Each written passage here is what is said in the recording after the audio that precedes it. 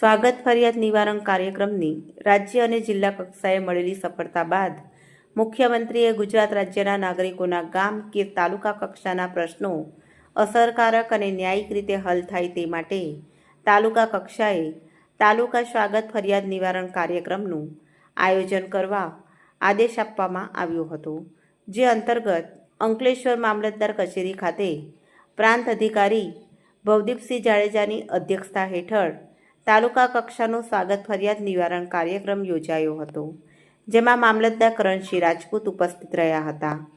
સ્વાગત ફરિયાદ નિવારણ કાર્યક્રમમાં અરજદારોના 6 જેટલા પ્રશ્નો રજૂ કરવામાં આવ્યા હતા, જે તમામ પ્રશ્નોનો હકારાત્મક નિકાલ કરાયો હતો. લોકોના પ્રશ્નોનો સ્થળ પર જ નિકાલ આવે એ હેતુથી સ્વાગત ફરિયાદ નિવારણ કાર્યક્રમનું આયોજન થઈ રહ્યું છે. આ કાર્યક્રમમાં વિવિધ વિભાગોના અધિકારીઓ, કર્મચારીઓ ઉપસ્થિત રહ્યા હતા. હું ધર્મિષ્ઠાબેન કનુભાઈ પંચાલ.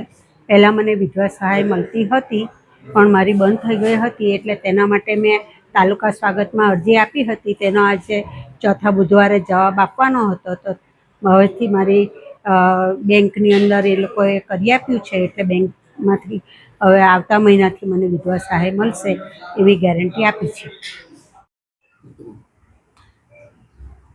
આજરોજ અંકલેશ્વર તાલુકા સ્વાગતનો કાર્યક્રમ મામલતદાર ઓફિસ અંકલેશ્વર ખાતે યોજાયો, જેમાં વિવિધ 6 પ્રશ્નો રજૂ થયેલા.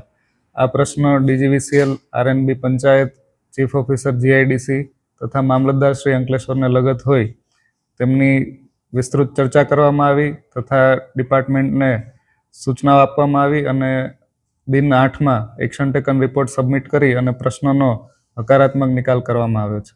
Thank you.